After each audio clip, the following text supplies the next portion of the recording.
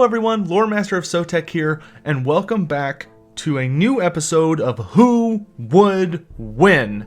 I know a lot of people have been very eagerly awaiting a return of this series, and not only are we returning, but we are going to be returning on a much more regular basis, no longer having month or many month-long gaps between episodes, at least for the foreseeable future. In any event, as you can tell, probably by this point, it's just me for this one, and that's all a-okay. We might have special guests on here occasionally, but it might just be me for the foreseeable future. The good news about that is it means all the episodes will always be located for the foreseeable future here on this channel. You won't need to go to other places in order to stay caught up on the series. So until something changes about that, you will be able to find all the episodes here. Hopefully we can get it to be maybe a bi-weekly series, depending on how some things work out. But in any event, let's go ahead and head in to the first matchup. Round 1. For our first battle, we have the Battle of the Guts. We've got Grom the Paunch of Misty Mountain versus Greasus Goldtooth, the Over-Tyrant of the Ogres. Now, at some requests, I'm going to do something a little different this time. Not only am I going to go over both combatants, but I'm going to add a few little details to them, including a couple of feats and some exploits to hopefully give you guys a better idea of exactly who these characters are.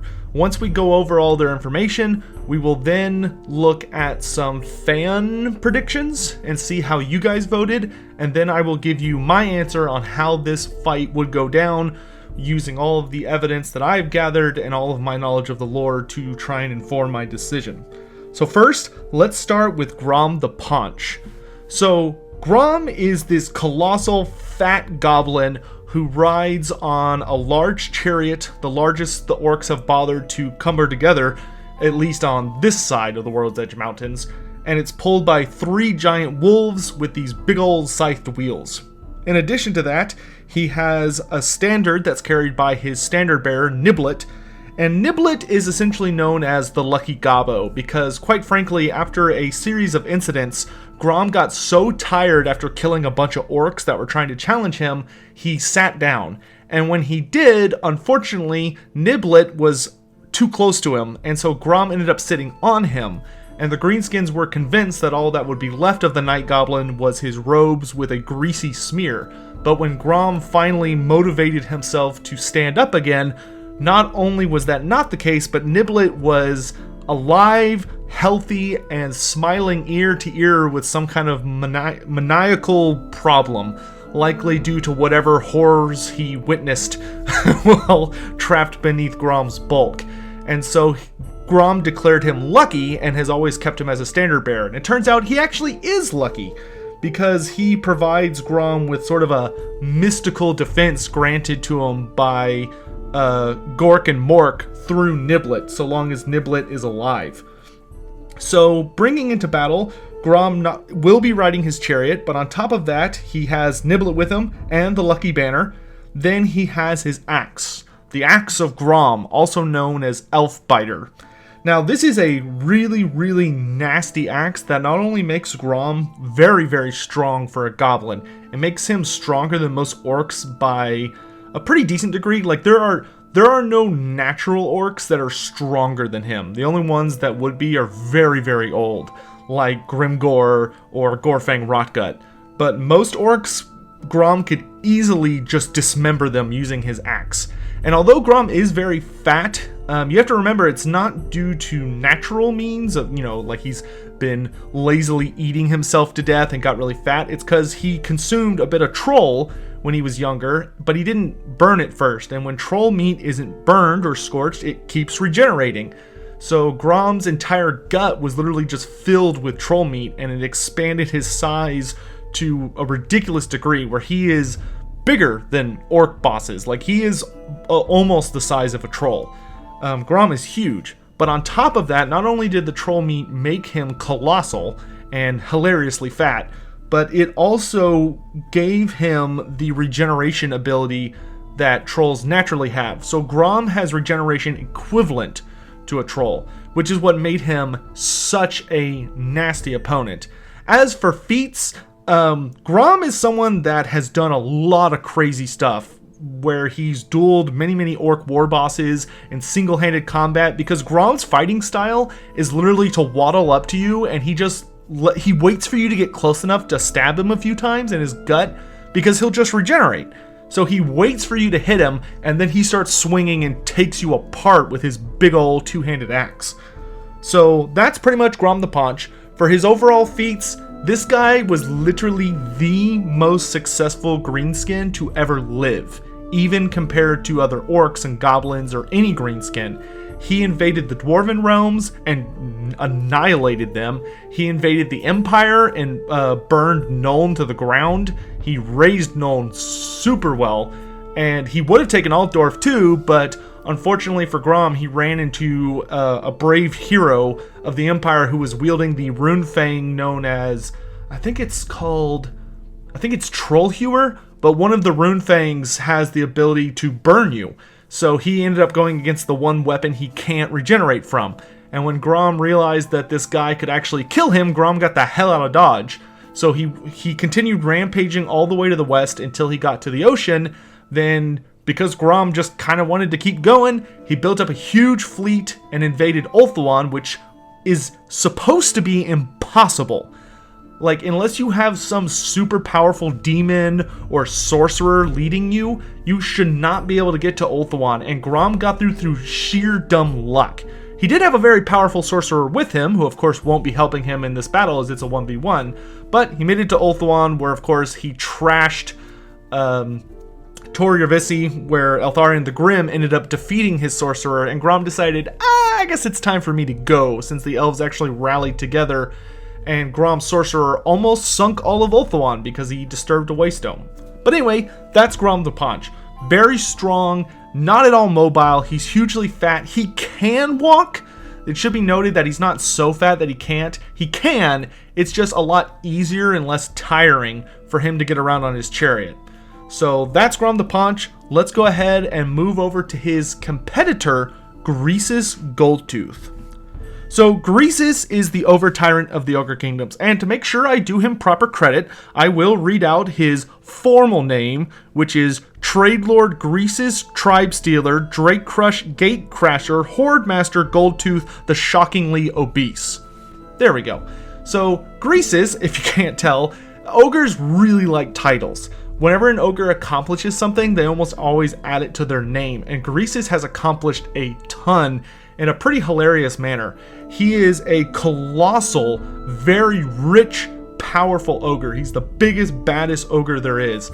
And he was born to a very, very famous, powerful ogre named Golth, who was the tyrant of the Goldtooth tribe. And Greasus, like many of his brothers, was strong and fat, but unlike the rest of his brothers, Greasus killed and ate his own father in single combat, because for ogre culture, to take over a tribe, you have to kill the current leader in unarmed combat, so like wrestling and fighting, and then you have to eat their entire corpse.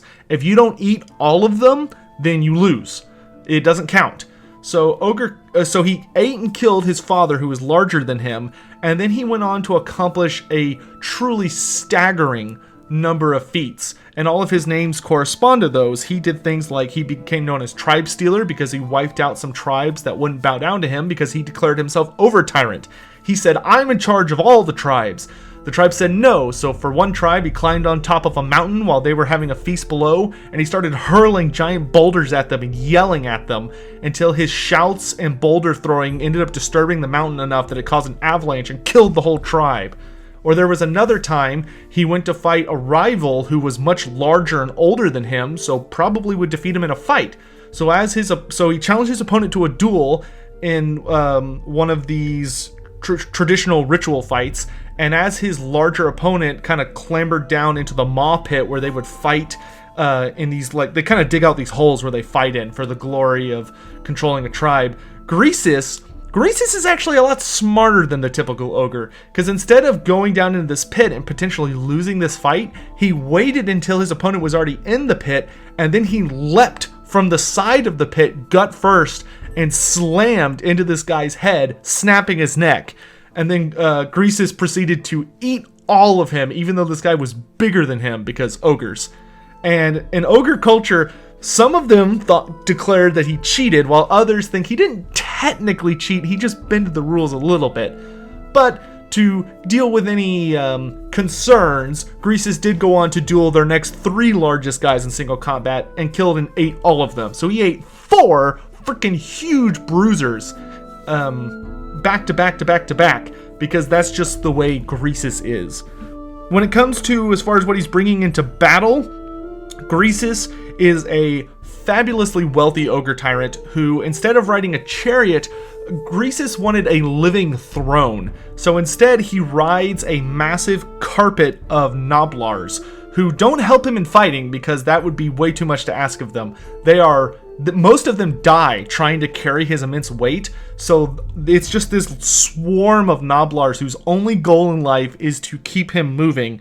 And of course, they carry these massive bags of gold with them because Greasus is so fabulously rich that he refuses to be carried across any ground that's not paved with gold. So they dump out gold in front of him, and the Noblars drag him across as he wiggles his giant mace around. Speaking of which, as far as magic items go, Greasus has 2. He has the Over-Tyrant's Crown, which this item was crafted by the greatest and most powerful sorcerers, metalworkers, smiths, and the Empire, because Greasus basically sent them a ton of money to make him the most fabulous magical crown they could. So they did, and this crown has some insane abilities. Not only does it grant him a immensely powerful protective ward, but it actually increases Greasus's intelligence, so he's about as smart as humans, which for an ogre is terrifying, because the only true weakness of an ogre, for most of the time, is that they're stupid. Or not stupid, but they're not very bright. They're very simple creatures. They're not like trolls, but, you know, they ain't geniuses. Greasus, though, is smart. Well, relatively. The other item he has is the very legendary Scepter of the Titans. So this scepter is pretty straightforward. It's this colossal spiked mace that also doubles as a ruling scepter that grants the wielder the power of a Sky Titan. And for any who aren't aware, Sky Titans are basically to giants what giants are to humans. The Sky Titans were this ancient Old One created race that were huge. They were beyond colossal in size, and they were geniuses. And they were able to craft intricate weapons and technologies, and they were incredibly intelligent, sophisticated, but they were very isolationist. But they were incredibly powerful. The Ogre Kingdoms ended up wiping them out through sheer numbers and tenacity, but it would take like thousands of ogres to take on a single Sky Titan, which worked out in favor of the ogres because, of course, they had a lot of numbers, and the Sky Titans are very isolationist, so they were always by themselves, which ended up leading to their doom. So that basically grants Greasus incredible strength. He is one of the strongest characters in Warhammer Fantasy, and on top of that, of course, he's an ogre, one of the biggest ogres, so he's very, very tough, can take a lot of damage, and of course, most of his defenses come from his natural toughness, being an ogre, and then the Over-Tyrant's Crown. So that's it for going over the competitors. So let's go ahead and take a look at some fan predictions, and then we'll hop into what I think the matchup will be like. So looking at the comments on the Discord Who Would Win Arena, and of course the last video that we put out asking for everyone's opinions, I can safely say I did not find a single comment that believes Grom would be able to defeat Greasus Goldtooth. Could not find a single one. Did find lots of great comments about how people thought Grom might go down. Want to give special shout outs to Michelle or Michael, Philios, and who else did we have? We had some good ones in from Max Hempel as well. A lot of people pointing out that Greasus is just a lot stronger, and of course he's pretty intelligent. So let's go into how I think this would go down. Essentially, you have your battlefield. Grom and Greasus charge at each other. Of course, Grom does have the speed advantage. He is on an actual chariot pulled by wolves, which are quite speedy. Grom would come charging into the battlefield, and let's give Grom the benefit of the doubt and assume that him and Niblet are not distracted by the colossal amounts of gold that Greasus could throw out on the battlefield, which he does traditionally to try and bribe people either into diving after the loads of money or just being dumbstruck by the sheer volume of wealth possessed by their opponent. The chariot comes riding in. Maybe it even manages to come by and score a strike against some of the Noblars, cutting them down as its spiked wheels just devolve them into paste as it whirls by. It comes around for another strike. Grom swings his axe at Greasus, and it could hurt Greasus. It would be able to pierce his fat, but it wouldn't be able to do tons of damage. And we're dealing with an ogre here who is very, very tough and strong. I mean, Greasus has grabbed a dwarf runic door from a dwarven hold in the Mountains of Morn. He couldn't break the runes on the door, so Greasus just grabbed the door and ripped it off its foundations in the mountain, which is how he got the name Gatecrusher. So in any event, this could go on for a little bit, but sooner or later, especially when you have goblins driving a chariot like Grom or Niblet, sooner or later they're going to make a mistake and either hit Greasus with the chariot or get a little too close, and all Greasus needs is a single moment to bring that chariot down. One swing from the Scepter of the Titans would be more than enough to smash that chariot and its wolves to smithereens. And the instant that thing goes down, Greasus brings it down, crushes two of the wolves. The whole thing scrambles and explodes apart. Niblet's dead. The Lucky Banner goes crashing down into the mud. Grom, of course, would wipe out, roll across the ground, and get up, start regenerating instantly. He'd be fine. He charges back in against good old Greasus Goldtooth, and at this point, it would go down essentially that Grom would probably get a couple of good swipes in at Greasus, but ultimately what would happen is that Scepter of the Titans would come whirling around and would crush Grom into paste. That thing would flatten him. And once he goes down, sure, he could start regenerating, but the instant that Grom goes down, Greasus would immediately reach out his grubby paws for this fat opponent and just easily devour all of Grom. He would just stuff his mouth full of all that juicy fat goblin and consume him no problem. And while Grom's digestive juices might have had a slight issue with getting rid of regenerative troll, Greasus would have no issue. And with that, Grom the Paunch would be turned into nothing but a decent sized snack for the Over Tyrant. And with that, our victory goes to Greasus Goldtooth, the Over Tyrant of the Ogre Kingdoms. Flawless victory. You suck. Round 2. For our next battle, we essentially have a duel of two rather extreme individuals, we'll call them. On one corner, we have Sigvald the Magnificent, the scion of Slaanesh. Sigvald the Magnificent! And going up against him in this battle of the absolutely insane murder hobos is going to be Hellebron, the Blood Queen of Harganeth. Queen Hellebron! So let's start with Sigvald. Sigvald, of course, you all should be familiar with, is the Prince of Slaanesh. He's Slaanesh's most favored mortal servant.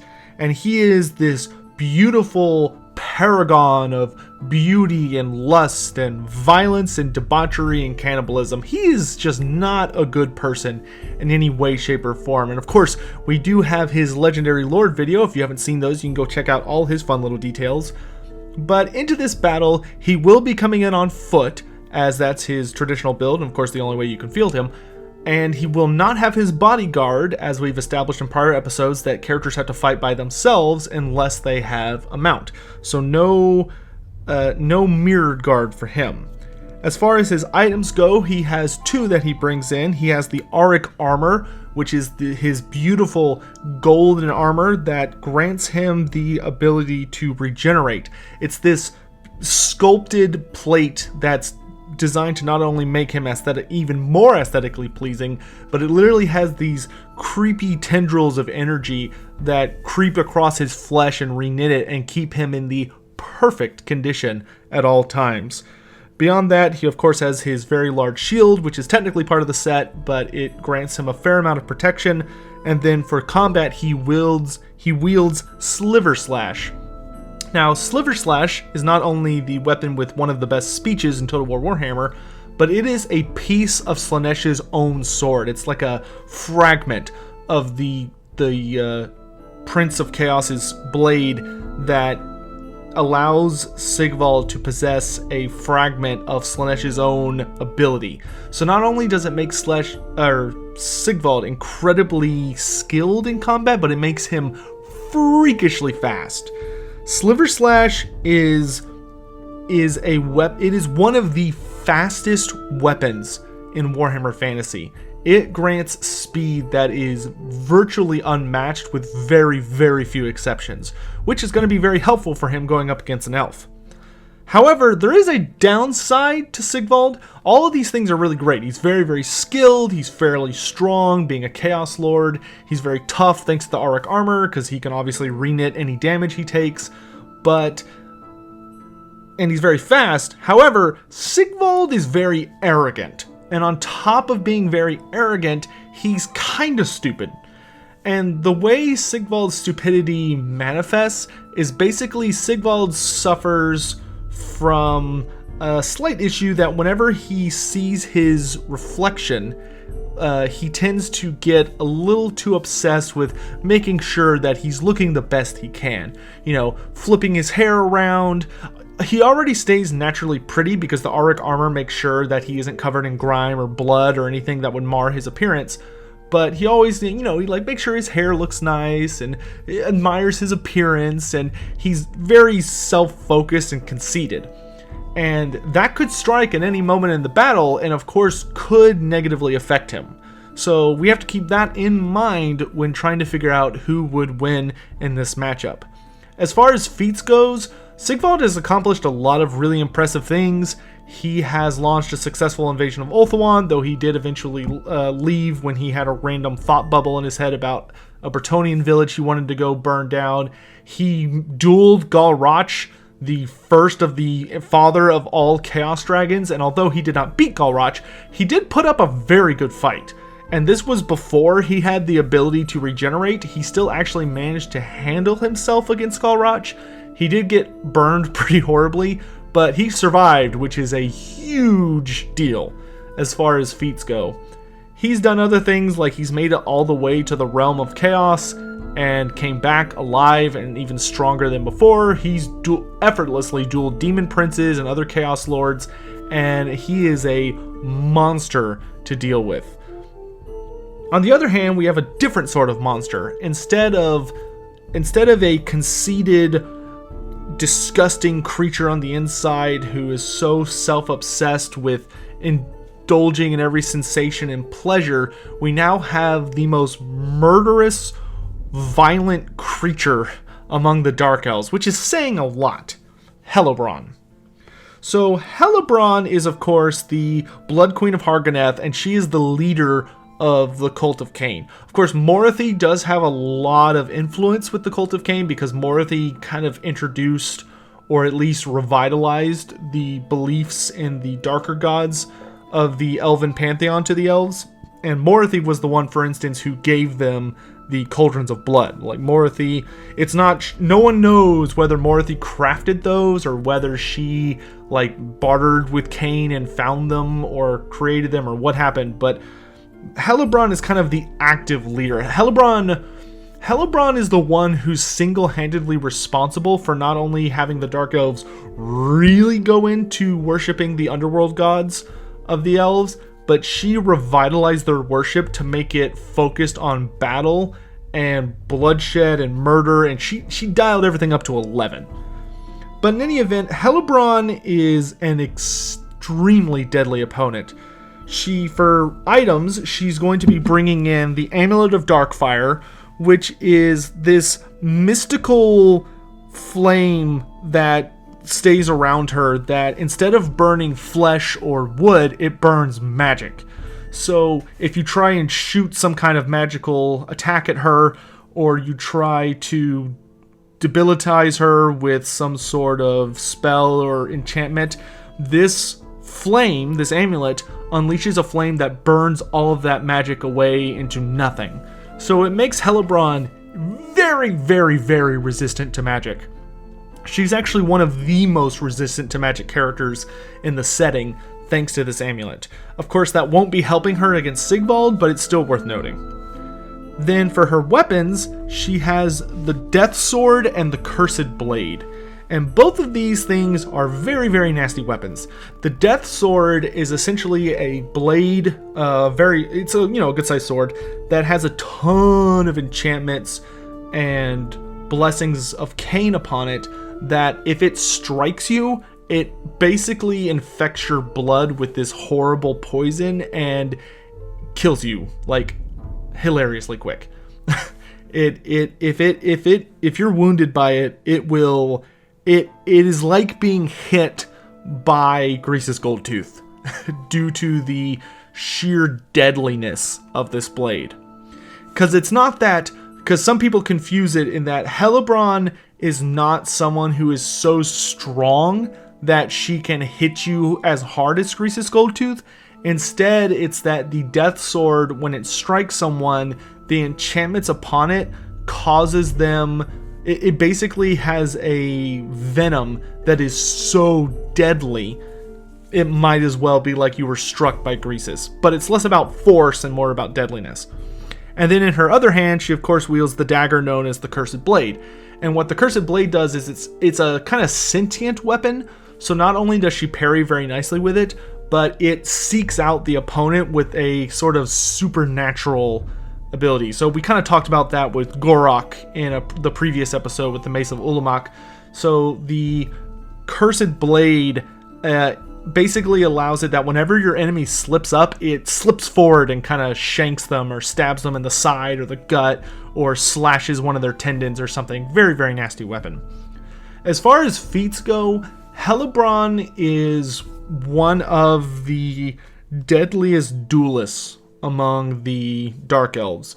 Not only is she incredibly fast and is able to unleash a flurry of attacks very, very quickly, but she fights dirty. I mean, her weapons, the two of them together, are a horrifying combo. One strikes you hard enough that if you don't have incredible defenses to either make sure it doesn't get through your armor or making sure that you can't like somehow deflect the blade's enchantments, you're basically dead in one hit. And the other one is perfect for just slowly but surely cutting people down and weakening them. And then on top of that, she has performed some pretty amazing feats. Like when she was younger, so not in her prime, there was a fairly famous event where she was charged by this massive orc cavalry, a bunch of boar boys. And as they came charging into her, she was fast enough that she was effectively able to just do a bunch of crazy backflips and turning aside, and she played her cards just right that she was able to just dodge her way through this cav charge and come out fairly unscathed. And that was her before her prime. Hellebron hits very hard, and there are very few opponents that she has gone up against that she was not able to absolutely curb stomp in a fight. On top of that, thanks to the way her storyline works and how she has appeared often when she does fight in the lore, Hellebron will be bringing a mount into this battle, which I should have mentioned in the prior video. That probably would have changed people's opinions. But she will be riding her Cauldron of Blood. So the Cauldron of Blood does, of course, provide her with a few mystical defenses, and it gives her 2 little bodyguards who are on it. And of course, she can unleash the power of the cauldron itself to give them all a little bit of a buff if need be. But ultimately, she's going to be relying on her poisonous attacks, her very, very nasty weapon combo, and the Cauldron of Blood to try and overwhelm Sigvald. So without further ado, let's take a look at some comments and see kind of where the public opinion lies, and then we'll go into my personal thoughts. So when looking at the Discord Who Would Win Arena and the last video where we had people vote, this one is pretty close. On the Discord, it was super close, with Hellebron coming out on top by just a little bit in votes. And then on the prior video, it looks like most people are actually in favor of Sigvald. We have people like Marseille bringing up, or Marseille, one of those, who kind of brings up that the two of them are very, very close and they have a lot of similarities, but Sigvald, of course, has the advantage of he actually wears like a lot of armor, which is actually going to help him significantly in the fight. But of course, we'll get around to that in a moment. But a lot of people seem to either not know, but we do have people voting for Sigvald as all over the place. We've got Brendan Packheiser also talking about it. A lot of people citing the regeneration, which makes total sense. Then we have some people like James D coming in on the side of Hellebron, which, you know, she is very fast, and of course she has a deadly thing and a deadly series of blades. And I can't help but think that if I had mentioned in the video that she is going to be showing up with her Cauldron of Blood, that there probably would have been more votes on Hellebron, but I can definitely see that not making a difference in some people's opinion. So with those comments in mind, here are my personal thoughts. So when it comes to this is a super duper close fight, in my opinion. Because to be honest with you guys, I think if Hellebron was on foot, Sigvald would have this in the bag, no problem. His regeneration is enough, in my opinion, to deal with the Death Sword and Cursed Blade. However, Hellebron is on the Cauldron of Blood. So here's how I think this fight would go down. The two of them show up on the battlefield, charge at one another, and of course, the Cauldron of Blood is not animated by any creature or people carrying it that can be easily disabled. Instead, it's powered just by the will of Cain. It kind of is able to move on its own. So as it charges across the battlefield, Sigvald doesn't have a way to easily disable it, so it charges forward and slams into Sigvald maybe once, hurling him across the battlefield. But this is no big deal to Sigvald. He can easily regenerate from this, assuming that he didn't throw up his shield and mitigate most of the damage anyway. Sigvald stands up, charges forward again. Hellebron unleashes the Cauldron's magic to empower herself and her guards. Sigvald leaps up onto the steps of this cauldron, irritated by these elves, because Sigvald actually really hates elves for thinking that they're prettier than him. You know, he's heard people mention that, and especially someone like Hellebron, who cares more about beauty and is so outputting with her outfit and revealing. Sigvald would be incensed and ready to take these ladies down. He leaps up. Sliver Slash is more than enough to almost instantly decapitate or run through the two witch elves guarding the way up to Hellebron. Maybe one of them manages to nick him, but their blades are useless against the auric armor. They can't land a scratch. Sigvald dispatches both of them, gets up to the top thing, and now it's him versus Hellebron. Hellebron, in her fully drugged up, frenzied fury, full of hatred, and powered by the magic of Cain, and Sigvald with all of his skill and speed. The two start exchanging blows, and this would be a very, very even fight.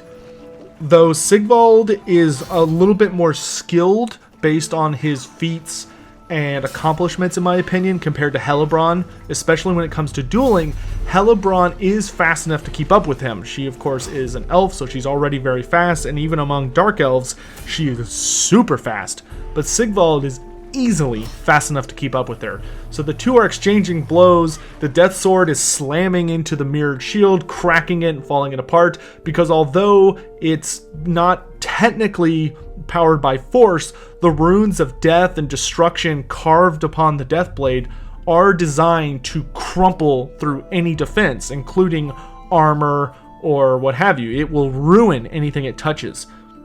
So that being said, it can't undo the defenses of the auric armor. The Cursed Blade is basically not important in the fight. Even as Sigvald's striking with Sliver Slash again and again and again, maybe getting a few nicks here and there of Hellebron, because of course Hellebron doesn't have any armor. She is relying purely on taking Sigvald out very quickly. The Cursed Blade is going to be able to occasionally get stabs into Sigvald, you know, getting him with its poison, but Sigvald's regeneration is more than enough to keep pace with it. So as the two continue to exchange blows, they're going at each other without pausing, Blood's going everywhere. Hellebron's starting to tire out. She's very fast, she's very dangerous, and the wards of Cain are protecting her from a killing blow, but unfortunately, she doesn't have a necessary ability to just kill Sigvald off. She would need a perfect death blow, and Sigvald's just going to keep regenerating even though Hellebron has all these horrifying abilities. And just as they're continuing to go at one another, Sigvald's eyes finally, for a brief moment, fall upon the great puddle in the cauldron of blood, and he stops for just a moment as he looks at his reflection and admires himself in this moment of beauty. He adjusts his hair just to make sure he looks perfect, as he's so focused on his beautiful image. And in that moment of distraction, Hellebron lurches forward and decapitates him with one deathly blow of the death blade. And as his head comes spiraling off and lands on the ground, Hellebron falls upon his defenseless body as it tries to regenerate the damage and just tears him to shreds, feeding his blood into the cauldron, where he'll never be able to come back and enjoy the pleasures of life again, as Cain the Bloody-Handed feasts upon his life force. And so, thanks, I think, exclusively, in my opinion, to Sigvald's stupidity, which eventually would come into play. Sigvald is very arrogant. He would very strongly believe he had the situation under control, and he would probably not really think too hard about having a moment where he focused on something else. I think Hellebron would only need a single strong opening in order to just cleave his body into a point where she could finish him off. I will say though, if they had been fighting on foot, I think Hellebron would have been doomed.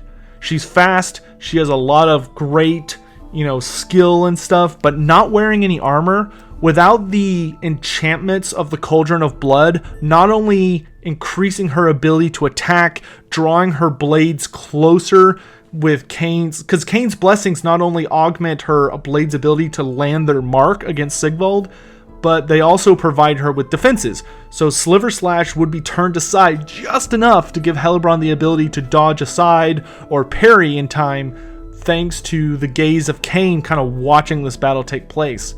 So I think the Cauldron of Blood is the deciding factor here, because if they were simply fighting on foot, Hellebron would have no defense. None. The only thing she would be relying on would be the Amulet of Darkfire, which would be useless in this matchup, and her own skill and speed, which are easily matched by Sigvald. So I think if they were on foot, Sigvald takes this no problem. On the Cauldron of Blood, I think eventually, especially because the battle would probably take a good while, I think Sigvald eventually would have a moment, and in that moment he would be struck down, though it would be very close. And I don't think there's a clear winner on this, though I'm going to go ahead and give it to Hellebron. I'd probably say it's like 60% Hellebron win, 40% Sigvald. Impressive. Defeated. So in any event, that does it for that matchup. Let's head into the next one. Round 3. Alright, for this next matchup, we've got something a little different. We have a battle of legendary units, which we're going to have be, I think, a regular staple in some of these episodes. Not all of them, per se, but if we see a good one, then definitely. So for this one, we have the much-requested duel of the Mirror Guard of Sigvald the Magnificent versus the Immortals of Grimgor Ironhide. So, to quickly go over these two, the Mirror Guard are essentially warriors of chaos that are completely and utterly infatuated and dedicated to Sigvald. They are a group of warriors who wear this shining mirror-sheened armor, and they carry these big old shields so that Sigvald can use them to constantly admire himself during battle. And they are primarily a defensive force. Their only job in life is to throw themselves in the way of something that's trying to get to Sigvald and either die in its place or protect him by cutting it down. They are incredibly loyal, incredibly dedicated, and they are just the worst of the worst when it comes to Warriors of Chaos. They indulge in the worst excesses, commit the worst atrocities. They are just terrible, terrible creatures. But ultimately, that's kind of their function, is that they're very defensive. Now, I will say, it's never specified anywhere whether they are Chaos Warriors or Chosen. The only thing we know about them for sure is that they are considered the most elite among Sigvald's army. So although in Total War Warhammer they're just warriors of chaos, or chaos warriors rather, we're going to go ahead and give them the benefit of the doubt and say that they're chosen because they're the only thing we know about them for sure beyond their attributes and the fact that they're supposed to be a sword and board unit is that they are supposed to be the most elite of Sigvald's warriors. On the other hand, we have Da Immortals, which are of course the elite Blackguard regiment that follows around Grimgor Ironhide. So these guys are the biggest, baddest Black Orcs that Grimgor can find. And as Grimgor is the fightiest and the most dead-hard orc that there is in Warhammer Fantasy, the Black Orcs drawn to his horde are huge and dangerous, and Da Immortals are pretty elite. Now, the funny thing about them that people may not necessarily know is Da Immortals aren't originally, they were the Black Orcs that followed Grimgor out of Zar Nagrund over to the Old World. But over time, most of those Black Orcs have died in battle, and the way Da Immortals actually keep up their regiment is they have the appearance of being immortal, but they're actually not, as one would assume. The way they keep their illusion going is after every battle, they basically run out into their camp and find any Black Orcs who are still alive, and they forcefully recruit enough Black Orcs to get back up to their original number by either beating other Black Orcs into submission, or hopefully they find ones that are fighty enough and strong enough that they just join up. But usually they have to go around bullying people and forcing them to join. So Da Immortals, they're very enthusiastic about following Grimgor around. But funnily enough, all of the original ones are dead and have been replaced by notable pretenders. But Grimgor has never noticed because Grimgor doesn't care, and all he's ever focused on is just a good fight. But in any event, despite that, they are very strong and very skilled. And of course, being Black Orcs, they do come fully arrayed in very, very heavy dark iron armor, if not harder materials. And being Black Orcs, they carry an array of weapons on them. This, unfortunately, is not very well... This is not conveyed in Total War Warhammer, but in the lore, Black Orcs actually carry so many weapons on their persons because they're just these big, colossal, hulking brutes that they are able to switch their weapon loadout before, whenever they're fighting, because they just carry every possible loadout on them. So they can go sword and shield, they can go dual hand weapons, or they can bring out their great weapons. That being said, the Immortals that tend to follow Grimgor around almost always are utilizing their great weapons because they tend to emulate Grimgor, and they just go in swinging and tearing people apart. Now, we're not going to worry too much about feats for these two because sometimes they don't show up in stories, sometimes they do. The Immortals do a lot, but of course I'll talk about them in a minute. Let's go ahead though and check in on who everybody thinks would win, and then go to my personal thoughts. Alright, so looking around on the Discord and the last YouTube video, it seems that most people seem to side with Da Immortals. On the Discord, Da Immortals won by a landslide against the Mirror Guard, but there seems to be a little bit of people kinda debating on the YouTube video, but we have people like Volek who says, of course the boys have to win, and we have Nick not Swanson, who thinks that they'll win. Chubby Ninja also agrees that they'll stomp the Pansy Mirror Guard. There seems to be, I would say most votes are coming in for the Black Orcs, but we do have some people like Brendan Packheiser who thinks that the Mirror Guard will come in due to the fact that Black Orcs tend to be a little slower, and of course the Mirror Guard, being with Sigvald, tend to be very swift. So let's go ahead and go into my personal thoughts. So for this one, I honestly have to say that I think pretty handedly it goes in the favor of Da Immortals, and let me explain why. So first of all, Sigvald's regiment are kind of like glorified Secret Service. Their goal is to say, watch out, Mr. President, and dive in the way of an attack to get killed instead. They protect Sigvald, especially when he's admiring self, and they are bodyguards in the more traditional sense. Grimgor's lads, on the other hand, are just killers. The Immortals don't give a damn about protecting Grimgor. All they care about is following him around because he's where the best fights are and where it's at its thickest. And they get in there, with 2 C's, and they get in there and just start tearing people apart. And Immortals, the way we know that they are serious business is because they actually went toe-to-toe with the Swords of Chaos, who are, of course, Archaon's own elite guard, who are the best of the best when it comes to Chaos, or when it comes to Warrior of Chaos legendary units. And Immortals didn't really effectively manage to beat them, even though Immortals heavily outnumbered them, because there are a lot of Immortals, which I think the Mirror Guard and them would be fairly equal size-wise. But Immortals, they are just brutally strong. And Black Orcs, a big old Black Orc is larger and tends to be notably stronger than most Chaos Warriors. Chosen with great weapons versus Immortals would probably be a fairly even fight. Of course, the Immortals would probably have numbers on their side, being their kind of big thing. But the ones following Grimgor are actually way more skilled than the average ones are. Sure, they are slow, and a few of them might go down as they charge across the battlefield, and the Mirror Guard slash forward with their blades. But the Mirror Guard, that's the thing, is they're just going to be wielding swords or, one-handed weaponry. They're going to struggle really, really hard to get through the armor of the Black Orcs. They might cut a few down, especially if they're emulating Sigvald with their superior skill, which they would be better skilled, and their superior speed, which they would be notably faster, especially with the Black Orcs lugging around great weapons. They could probably, slam a few through their, their eye slits or the weak joints in their armor and cut a few down, but Orcs will keep fighting until they are dead. Orcs don't feel pain very well unless they get really, really hurt, and they will keep fighting until they are beyond dead. Orcs are notorious for just keeping on until you literally shove a blade all the way through their brain.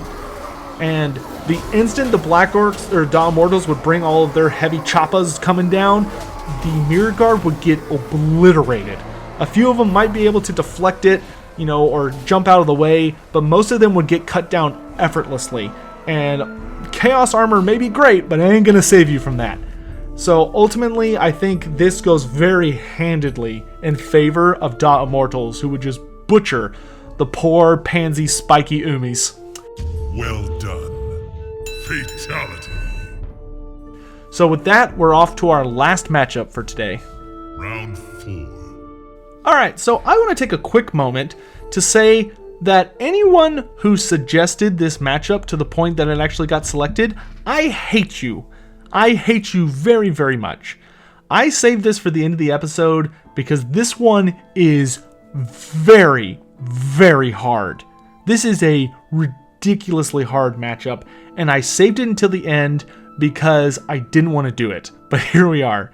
So for this fight, we have Valkia the Bloody, the Gore Queen of Khorne, versus Neferata, the first of the vampires. So in the first bloody corner, we have the Bringer of Glory, Valkia. So Valkia is the closest thing I know of to a demon prince that is not actually a demon prince for some reason.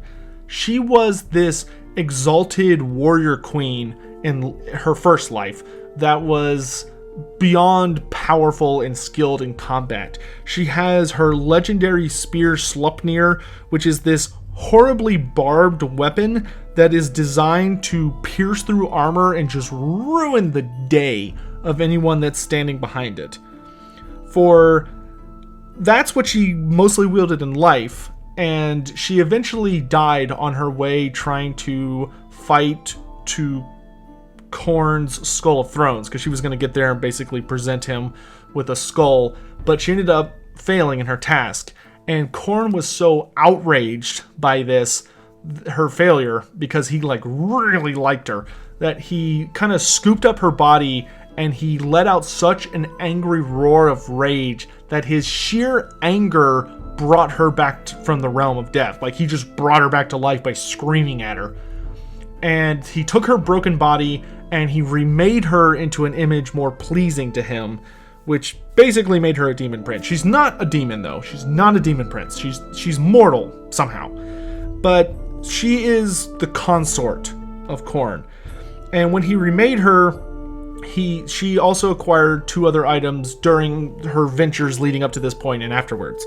For defense, she relies on the Demon Shield, which is not only a very nice, powerful shield, but it has the head of this really obnoxious demon prince of Slaanesh that she killed as, the shield. She basically, his face is on the shield, and he has this weird hypnotic gaze that allows him that distracts all of her opponents. And then finally, she relies on the Scarlet Armor, which Khorne is basically super powerful Khornite Chaos Armor that not only provides her with a ton of defense, but it makes it so that anyone close to her has their strength sapped away. So it weakens anybody that gets too close to Valkia. So she has a lot of really nice debuff items. On top of that, of course, she is probably the most skilled combatant of the Warriors of Chaos. She's frighteningly quick, and she can fly because she has these really crazy big bat wings that allow her to just soar through the air, come down on people, and just spear them through with all the force that she builds up. But I want to reiterate, she is mortal. So if she gets struck by a mortal blow, she will die. She's not like a demon where they can kind of fudge it. So with that, let's hop over to Neferata. So the first of the vampire counts, or the vampires in general, actually. Neferata is a very, very dangerous combatant who does come into play with some pretty nasty items. She doesn't have... a lot of her equipment is it's a little messy, but the 2 things that we know for sure she'll be bringing into this fight are Akhmet Kar, which is the Jagger of Jet. The Jagger of Jet, the other one is what my college stabbed me with many, many times. But the Jagger of Jet is, both of these are ancient relics from Nehekhara. But the way the Dagger of Jet works is that every single time you are wounded by it, it saps a bit of your essence away. So every time it even scrapes across your skin or it bloodies you, it effectively drains a little bit more of you away. And then her other item that she'll be relying on for this fight is Akenseth, the Staff of Pain. And basically what this does is that whenever Neferata unleashes magic upon an opponent, this staff basically takes a part of that and unleashes it as this terrifying bolt of energy that can just devastate opponents. Like, it just hits you really freaking hard, and it makes her very, very dangerous on the battlefield in that kind of situation. On top of that, Neferata does have a lot of party tricks that won't necessarily help her in this fight, though they are worth noting. She can transform herself into a very dangerous large cat creature, about the size, large cat, not like house cat, but like small jaguar. But the thing about Neferata is she's very, very quick. Neferata is the first of the vampires, and every one of the original vampires, the starter ones, have like a really unique power. So Wazoran was the greatest caster, or Abarash was the most skilled, or Neferata was the fastest, and she's also the best when it comes to manipulative powers. For instance, in this battle, she relies on an ability called Twilight's Allure, which it works very similar to kind of what we talked about with the Demon Prince. She is so amazingly beautiful to a ridiculous extent that it distracts her opponents. They don't want to harm her, or they're enthralled by her amazing beauty. And it really works. She is wonderful at using it to her effect. On top of that, she is incredibly fast. Neferata is one of the fastest characters in Warhammer Fantasy. There are other characters that can go toe-to-toe with her, most notably her very angry cousin, the Tomb Queen of Liberus, but Khalida, of course. But she is also, she's not as skilled as many other vampire lords tend to be, because Neferata prefers not to get her hands dirty if she can avoid it. She is a character who much prefers to scheme and lure people into bad situations or use a lot of politicking to weaken them before she goes in for the kill. That being said, do not misinterpret that as she is bad at fighting. She's actually very good at fighting, but she relies on more unusual tactics. And of course, amazingly, she is the first person we're talking about today who is a wizard. Neferata is not by any means the most powerful caster among vampires. There are many, many vampires that are more gifted at magic than she is. But Neferata is a very devious caster. She does have access to numerous lores. Being a vampire, she of course traditionally has access to the lore of vampires, but she also has lores like Shadow and Death she can draw on that augment her ability in dueling scenarios.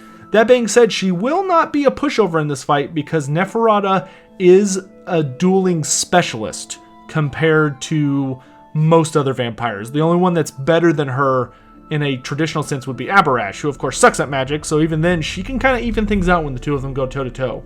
But with all that in mind, both of them will be fighting without a mount, because although Neferata does show up a lot on mount kind of things, there's not a really traditional mount for her, so we'll be keeping her on foot, especially because her end times mount would be cheating, because the Dread Abyssals are ridiculously scary. So with that out of the way, let's go ahead and take a look at y'all's opinions, and then I'll give my own. Alright, so looking around on the Discord, it seems that a lot of people have gone over to Team Valkia over Team Neferata. And then looking at the comments, I'm seeing a lot, it seems almost 50-50. There are a number of people, it seems that the people who are voting for Valkia seem to be mostly leaning on the fact that she's a Cornate, and because of that, hoping that she'll have enough magic resistance to just negate Neferata's magic, and then her fighting style should be enough to overwhelm and murder Neferata, just kind of taking her apart.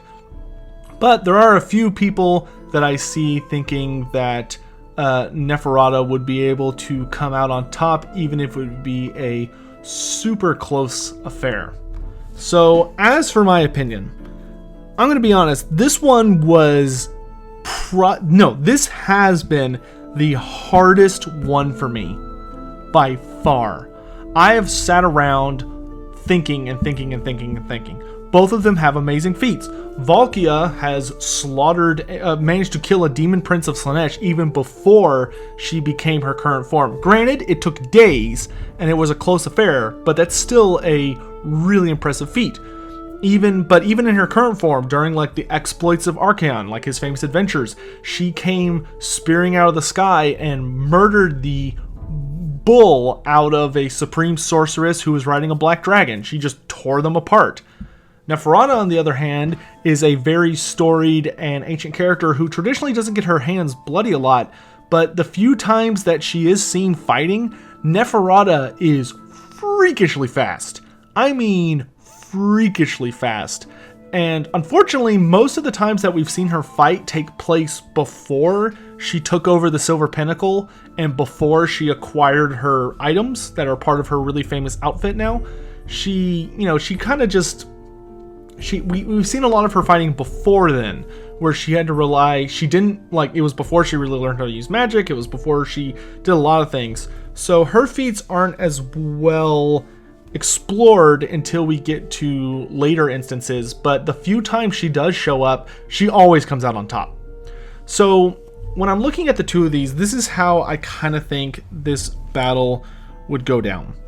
The two of them show up on the battlefield and would launch at each other very quickly. I think Valkia would spear for Neferata like she is the last droplet of water in a desert with Sleipnir aimed ready for her heart, and Neferata would immediately unleash a barrage of spells. Whether she was relying on shadow magic to apply, debuffs or unleash illusions, or she was relying on death magic to try and weaken Valkia by draining her life away or what have you. But a barrage would go out, the Staff of Pain would immediately unleash bolts of energy that would hurt Valkia, because despite what a lot of people think, not all of Khorne's warriors have a flawless resistance to magic. For instance, Valkia is much more vulnerable to magic than a dwarf is. Valkia's resistance to magic is actually not that great. She does have resistance to magic, but it's not it's not nearly as powerful as a lot of people think it is. She is vulnerable to it. It can harm her, it can weaken her. So she would probably take some early damage in this initial charge, but the two of them she would slam down into the ground, and Neferata would almost assuredly dodge that initial charge, because Neferata is actually much faster than Valkia. Valkia is quick, but Neferata is blurringly quick. It's not even a comparison. However, Valkia is fast enough to keep up, and she is much more skilled with Neferata. As soon as that became a close quarters fight within seconds, sure, Valkia would take, Neferata would claim first blood, but Valkia is strong.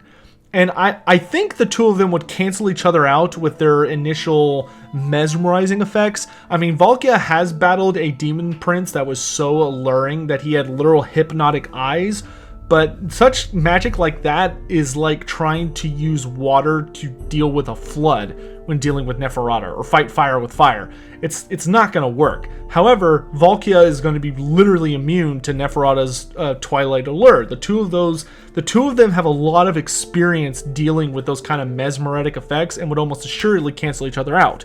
So at this point, we have the Scarlet Armor, which would weaken Neferata. It would actually help out Valkia immensely when dealing with Neferata's Dagger of Jet. The two are going at it. Neferata is going to be swinging at her constantly with the Dagger of Jet, but it's going to be glancing off the Scarlet Armor, because with her strength weakened, she's going to be having a really hard time piercing Valkia's armor when she can get past the Demon Shield and Sleipnir, which are going to, of course, be turning aside blow after blow after blow, because Valkia is a much more skilled combatant. That being said, Valkia is going to have an incredibly hard time landing a lasting blow, because the two of them can attack a ridiculous amount of times in a very short amount of time. Valkia is, of course, a chosen of Khorne, so she can vomit out a series of attacks incredibly quick. And some of those are going to land. They're going to rip and tear at Neferata's flesh, pierce her shoulder, pierce her thigh, pierce her hands, but Neferata is a vampire. The more blood that's going about in the battle, the better chance Neferata has to draw the essence from it and heal herself with just being, vampiric.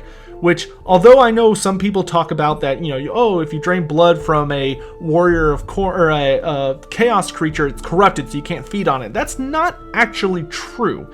Vampires can feed on blood from chaos individuals, with very rare exception.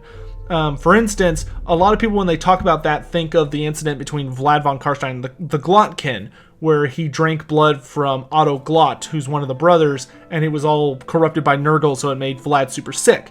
But that was a very rare instance. Most Nurgle warriors are not so corrupted that a vampire cannot draw the essence from their blood. It would taste horrible to a vampire, but ultimately they can drink it.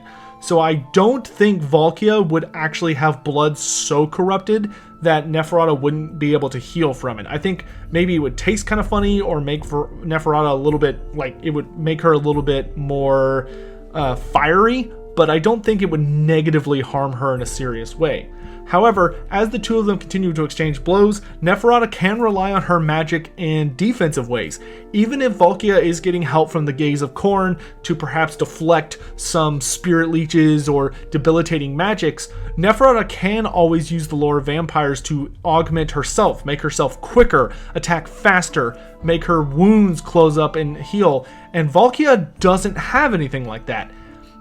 Ultimately, it comes down to this. As the two of them continue to exchange blows, Neferata has sustainability.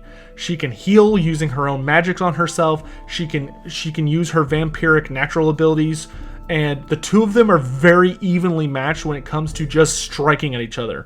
Although Valkia, Neferata's magic armor isn't super famous for anything notable that it does, she relies mostly on her appearance. Valkia is going to struggle so hard to get a killing blow on Neferata, just because the two of them are fairly almost dead even when it comes to unleashing an amount of attacks against each other in a set amount of time. They can constantly deflect one another, and Neferata is not nearly as skilled, so attacks are going to get through. I think if they were evenly skilled, I think Neferata would be able to overwhelm Valkia straight out. But to Valkia's credit, she can hold her back. And Valkia can even take up into the air to try and gain an advantage using, high ground. But ultimately, I think that would work against Valkia, because whenever she takes off into the air, Neferata is just going to start unleashing a torrent of magic at her, which is going to activate Akenseth, the Staff of Pain, and just unleash bolt and bolt and bolt and bolt. And although Valkia could assuredly dodge most of them, she can't dodge all of them. I mean, these things are heat-seeking nightmares. So ultimately, I think it actually comes down to Akhmet Kar. So although Valkia does have the ability with her scarlet armor to drain a little bit of Neferata's power, or a little bit of her strength, so that her blows have a harder time getting through the scarlet armor, Valkia does have weak points. She doesn't wear a helmet, because for some reason a lot of fantasy characters don't like helmets. But, there are weak points in her armor that are going to get exposed. And sooner or later, the Akhmet Kar is going to start wounding her. It is going to get through a little slip. And any time, especially because Valkia doesn't have any sort of magical ward or protection, Valkia purely relies on her armor. She has nothing else going for her. So as she's striking and striking, the only way to kill Neferata is you have to kill her. You have to hit her in the heart, or you have to outright decapitate her, which is going to be so hard. Neferata, on the other hand, does have those kinds of magical defenses on top of, vampiric powers. And so ultimately, I think what would happen is, as the two of them are fighting, fairly early on in the match, thanks to her incredible speed, Neferata is going to nick Valkia with Akhmet Kar. And there is no resisting Akhmet Kar. If Akhmet Kar wounds you, your strength is sapped away, your body starts withering so that it's less able to deflect blows, and you get slower. It literally drains everything you are away from you in a notable increment. If Akhmet Kar struck Valkia 3 to 4 times, Valkia would basically be dead. She would still be able to fight, but she would be incredibly slow. Her flesh would become almost paper thin and would be flaking away and not able to deflect anything. And her strength would become such that she would struggle to harm Neferata in a meaningful way. So I think ultimately, although it's totally possible that while the two of them are fighting, Valkia could get lucky and get a spear thrust right into Neferata's heart and bring her down. That theoretically, that's totally possible. But Neferata is not against fighting one-on-one. She is totally okay with that. She's a little arrogant, but Neferata has learned lessons over the years. The time that she got the crap kicked out of her by Khalida. She's been speared in the heart by Abarash when she's actually been slapped twice by Abarash. But she learns, is something that's notable about Neferata. Don't get me wrong, I find a lot of her stuff kind of ridiculous, and a lot of her stories I'm not necessarily a huge fan of, but she does learn from her mistakes.